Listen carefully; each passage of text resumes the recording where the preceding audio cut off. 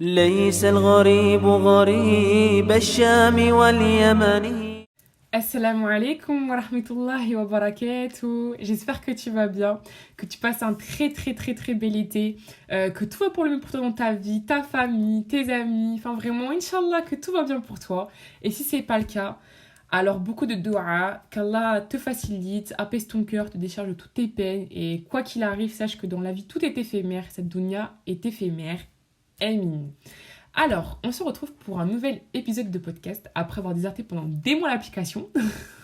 Là, on revient en force, vraiment plein de motivation pour aborder l'apprentissage de la langue arabe et du Coran, parce que pour moi, les deux vont ensemble. J'espère que dans ce podcast, je vais vraiment te motiver à te lancer dans cet apprentissage, dans ce bel apprentissage, dans ce magnifique apprentissage, parce que vraiment, tu rates. Sache que tu rates. Pourquoi cette thématique ? J'ai remarqué que tant chez les convertis et tant chez les personnes qui sont nées musulmanes, c'est un apprentissage qu'on va remettre au lendemain, qu'on va repousser pendant des années, voire au final ne jamais faire, parce qu'on est buté par nos croyances limitantes. Je m'explique, souvent on entend de tout. Moi, les langues, c'est pas fait pour moi. L'anglais, j'ai jamais réussi, c'est pas l'arabe qui va fonctionner. Moi, le R, je sais pas le rouler. En espagnol, j'ai jamais capté, donc c'est pas en arabe que je saurais le faire. L'alphabet arabe, c'est trop différent de l'alphabet latin, c'est trop compliqué, j'ai pas le temps, y a d'autres priorités, etc., etc. Et en fait, je vais vous dire quelque chose. Notre cerveau, c'est un feignant. Vraiment, c'est un gros flemmard. Donc, toutes les excuses que vous allez lui donner, ça va lui convenir parce que ça va être une raison pour lui de ne pas se lancer là-dedans et de bien rester conditionné négativement et voilà, d'être repoussé par cet apprentissage qui, pourtant, je le répète encore une fois, est magnifique. Et je trouve que c'est un très beau cheminement d'apprendre l'arabe et le Coran. C'est vraiment un cadeau d'Allah et il faut en profiter.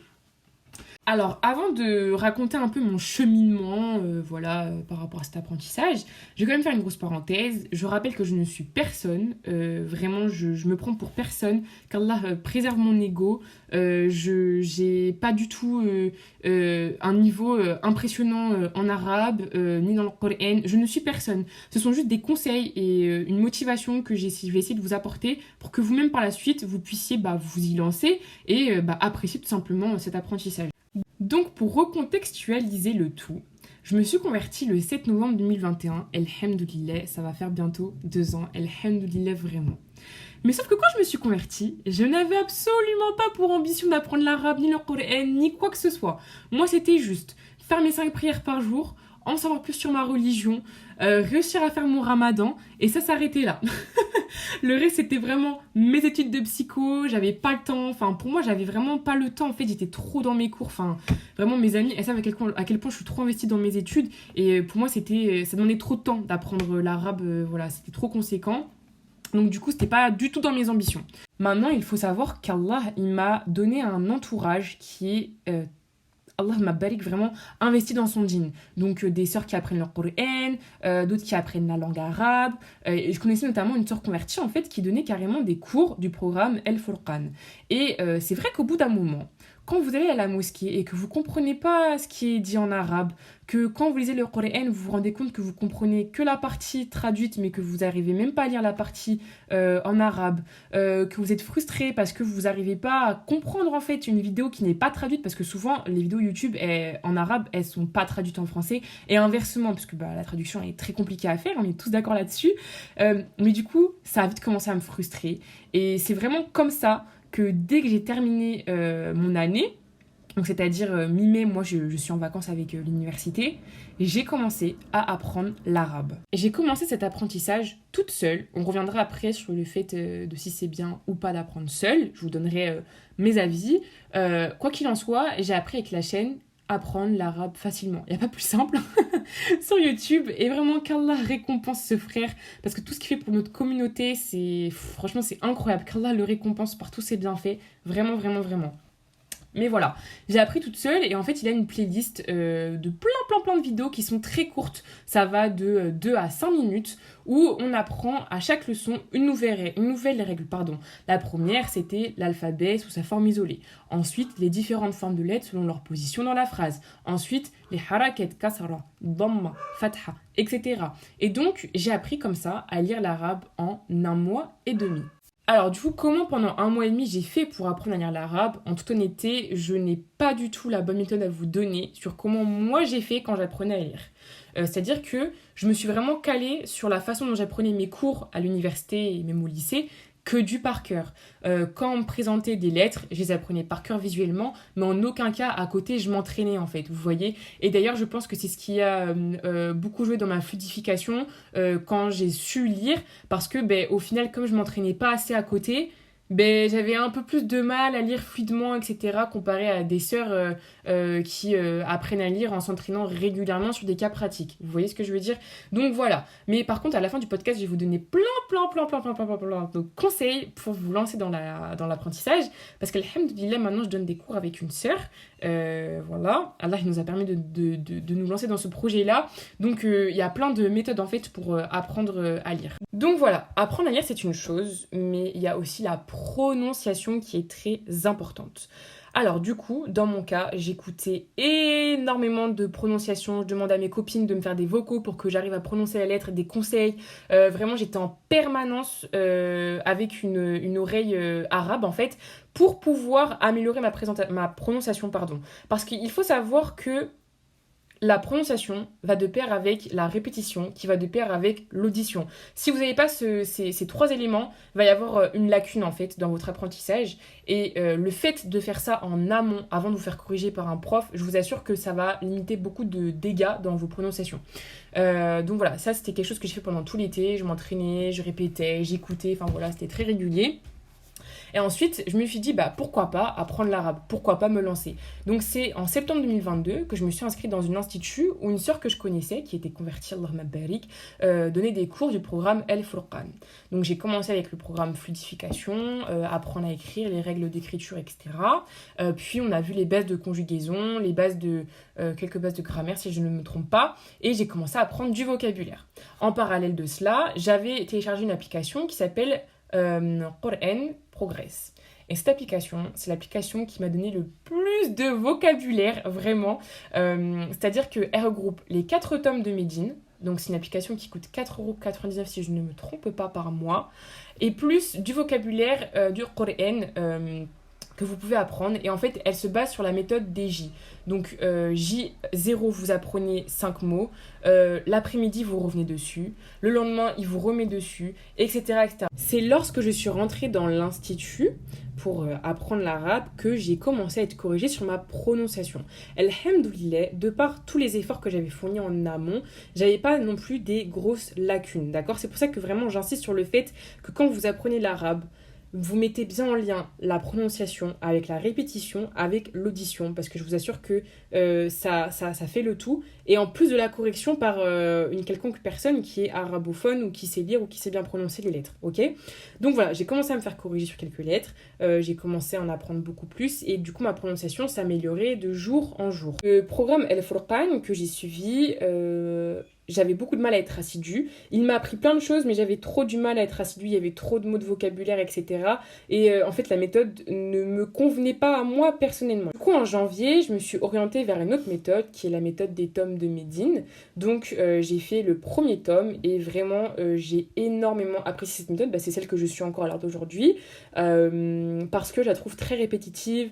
Voilà, elle colle mieux à mon fonctionnement d'apprentissage tout simplement. En parallèle de cela, je donnais des cours d'alphabétisation en arabe avec une amie, alhamdoulilah. Je regardais beaucoup de vidéos en arabe, je lisais des livres en arabe, je lisais beaucoup le Coran, écoutais beaucoup le Coran, etc. pour toujours améliorer ma prononciation, améliorer ma fluidification. Également, j'avais pris des cours d'expression orale, voilà, pour délier la langue tout simplement, parce que c'est vrai que c'est compliqué. Autant l'anglais, c'est facile, voilà, de parler comme ça, etc. Mais l'arabe, ça n'a pas du tout le même fonctionnement, voilà, de syntaxe, de grammaire, enfin, c'est totalement différent. Donc, j'ai pris des cours d'expression orale, et c'est quelque chose que je fais encore à l'heure d'aujourd'hui. Et voilà, je parle au passé, mais vraiment, on y est toujours, on apprend toujours l'arabe en fait, toute sa vie on apprend l'arabe, même quand on est arabophone on continue encore d'apprendre parce que il y a plein de merveilles en fait à découvrir tout simplement. Ensuite concernant l'apprentissage du Coran, j'ai commencé en mars avec des cours de tajwid, donc ça a duré pendant 2 mois en ligne avec une prof, vraiment Allahumma barik, qu'Allah la préserve, elle était tellement investie pour ses élèves, je vous assure elle m'a appris énormément de choses, enfin vraiment elle est incroyable, qu'Allah la préserve, la récompense. Et après avoir du coup fait ces 2 mois qui m'ont vraiment donné envie d'apprendre le Coran tout simplement, je me suis lancée avec une autre enseignante qui donnait des cours gratuitement dans l'apprentissage du Coran. Donc là du coup j'apprends le Juz Amma par la grâce d'Allah, c'est vraiment un cadeau. Et puis voilà, là c'est un tout autre cheminement qui ne mérite pas un podcast de ma part parce que j'estime que je suis personne pour donner quoi que ce soit comme conseil sur ça. Juste en tout cas si vous avez l'occasion de vous lancer dans l'apprentissage du Coran, ben vraiment allez-y, foncez, c'est pour tout le monde, c'est un cadeau d'Allah, c'est...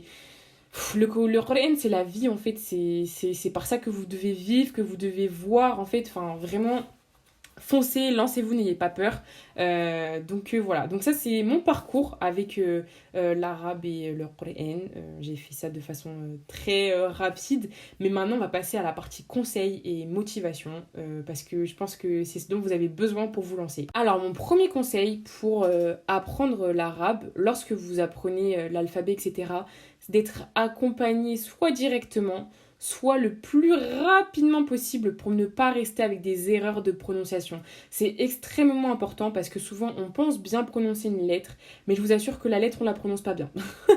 Vraiment ça c'est factuel, tout le monde pourra vous le dire, c'est normal, c'est pas votre langue en fait, donc il y a des subtilités et l'arabe c'est vraiment... c'est de la gymnastique au début quand on apprend à prononcer les lettres, c'est vraiment de la gymnastique buccale quoi, sincèrement c'est très compliqué mais il faut pas lâcher l'affaire. Donc soit vous apprenez directement avec une personne, donc auprès d'une institut, de votre mosquée, etc. Renseignez-vous d'ailleurs auprès de votre mosquée concernant les cours, soit vous apprenez toute seule, tout seul, puis après vous vous dirigez vers une personne qui vous fera des corrections, qui vous aidera dans la fluidification, etc. Ça c'est vraiment mon premier conseil, être accompagné directement ou bien le plus tôt possible. Mon deuxième conseil, ne lâchez pas, soyez endurant, et Allah il nous le dit je ne sais combien de fois dans le Coran, soyez endurant, ne baissez pas les bras à la moindre difficulté parce que vous allez voir que apprendre l'arabe, c'est retourner en CP. Mais vraiment, j'abuse vraiment pas sur ça. Tout simplement parce que l'arabe n'a rien à voir avec le français. On n'est pas du tout sur le même alphabet. Donc vous allez devoir savoir à quoi correspond quelle lettre, à quel son elle renvoie, quel signe veut dire quoi, etc. Comment enchaîner telle et telle lettre. Enfin, vraiment... je vous dis, c'est vraiment retourner en CP. Et surtout quand vous n'avez pas d'entourage arabophone, ça peut être très compliqué pour certaines personnes. Donc, on est très vite confronté à des difficultés. Et parfois, il y a des lettres qui mettent du temps à être obtenues. Par exemple, moi, je sais que j'avais un problème avec le qaf. J'ai un problème avec le qaf. Et toutes les lettres emphatiques, sakin. Donc j'ai mis beaucoup de temps à les avoir. J'ai mis genre 2 mois, 3 mois à les avoir. Mais c'est de la persévérance. Plus vous répétez, et plus vous réussirez. Et Allah, il va vous faciliter. Faites beaucoup de doigts, très important. Troisième conseil, et ça c'est un conseil que je donne à toutes les sœurs qui apprennent à lire, c'est d'allier d'emblée la prononciation avec l'audition et avec la répétition.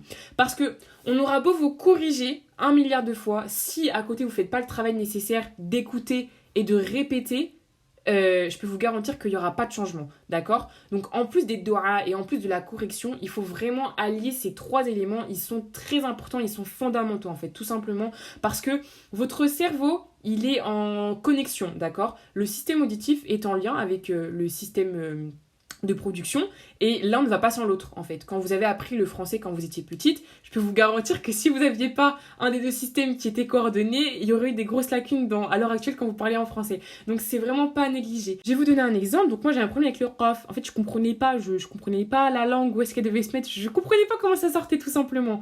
Et donc à force de répéter, à force d'écouter, je peux vous assurer qu'au bout d'un moment, plus des conseils que je demandais auprès de mon entourage, au bout d'un moment mon cerveau il a fait le lien. Mais ça, c'est parce que je fournissais un effort permanent. Si c'est quelque chose que vous faites de manière ponctuelle, ça va pas fonctionner. Le cerveau, il a besoin d'entraînement pour comprendre et réussir, tout simplement. Ok ?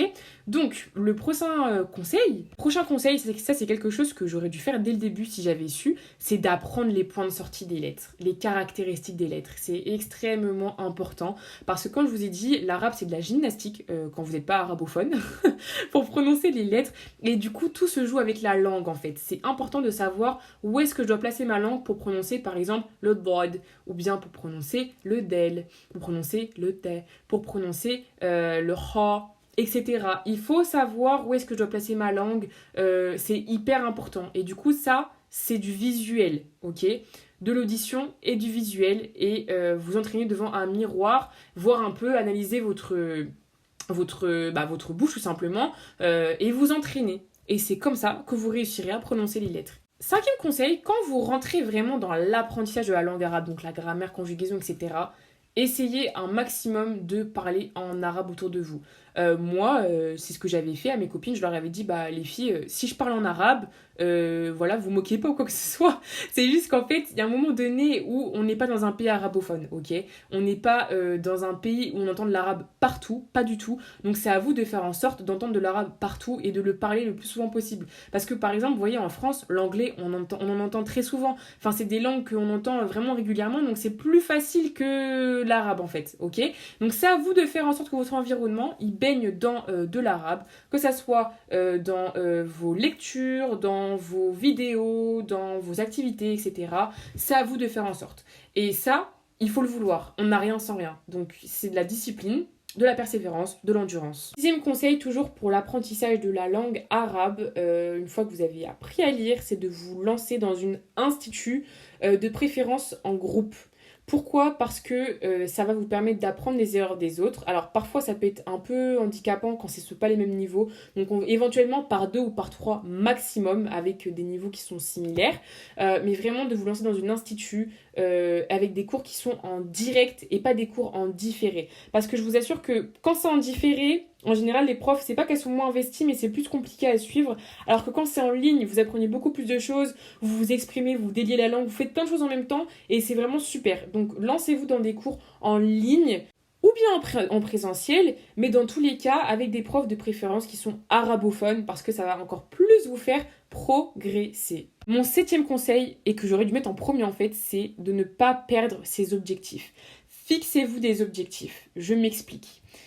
De base, on apprend l'arabe pourquoi ? Pour comprendre la parole d'Allah, subhanahu wa ta'ala, parce qu'il nous l'enseigne dans le Coran, tout simplement, mais aussi pour avoir plus de savoir religieux, parce que quand vous comprenez l'arabe, vous avez accès à encore plus de ressources qui sont en arabe de base et qu'on n'a pas forcément en français, parce qu'encore une fois, la traduction est très compliquée à faire, elle est trop approximative, et ça manque de sens. Donc ne perdez pas cet objectif-là, en fait. Fixez-les-vous. Et quand vous avez des moments de difficulté, de baisse de motivation, eh bien revenez-y, relisez-les et remotivez-vous de la sorte et faites toujours beaucoup de doigts. Mon 8e conseil ou 9e, je sais plus où je suis rendue, que j'aurais aussi dû mettre au début, ce sont les doigts. Vraiment, j'insiste beaucoup sur les doigts, mais c'est super important parce qu'en fait, sans Allah, sans l'aide d'Allah, vous n'arriverez absolument à rien. Renouvelez tout le temps votre intention, faites tout le temps des doigts. Vraiment, ya Allah, facilement pour l'apprentissage de la langue arabe, du tajwid, du Coran, etc.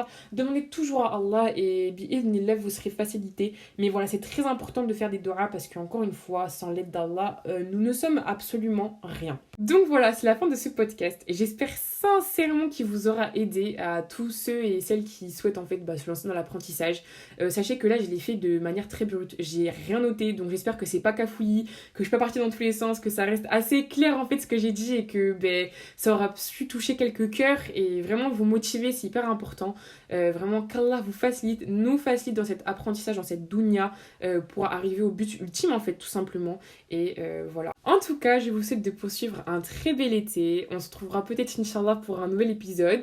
Si ce podcast vous a plu, n'hésitez pas à me le faire savoir en me laissant une petite note ou bien en le partageant à des personnes pour qui ça sera